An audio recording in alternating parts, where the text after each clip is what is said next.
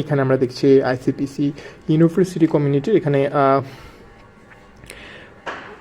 অনেকগুলো question set রয়েছে। এই কোয়েশ্চেন সেটগুলো কিন্তু প্রত্যেকটা টপিকে সুন্দর করে ডিভাইড করা আছে, যেমন ডেটা টাইপস, কন্ডিশনস, তারপরে loop, array, function, recursion, everything সব কিছু আলাদা করে সাজানো আছে। আমরা এখানে দেখতে পাচ্ছি শিট লিখে আছে, যেমন শিট 1 হচ্ছে ডেটা টাইপ কন্ডিশন, শিট 2 হচ্ছে লুপ, শিট 3 হচ্ছে অ্যারে।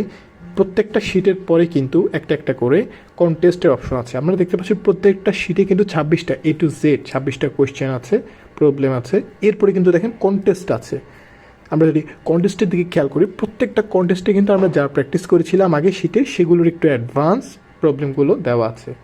সো এই জিনিসটা আমাদের সবারই খুব উপকার আসতে পারে, বিশেষ করে যারা বিক্ষিপ্ত হয়ে গিয়েছেন এভরিথিংয়ে, সব কিছুতে। তো তাদের জন্য আমি মনে করি এই জিনিসটা খুবই উপকার আসতে পারে। A to Z মানে কন্টেস্টে A to Z 26টা করে থাকে প্রত্যেকটা শিটে, এবং এরপরে কন্টেস্টে মোটামুটি 10 থেকে 12, 13, 14 এমন প্রবলেম থাকে। আমার মনে হয় কেউ যদি একবার এই প্রবলেমগুলো সলভ করতে পারে, তার আর কোনো মনে হয় না মানে কোডিংয়ে তেমন কোনো সমস্যা হবে।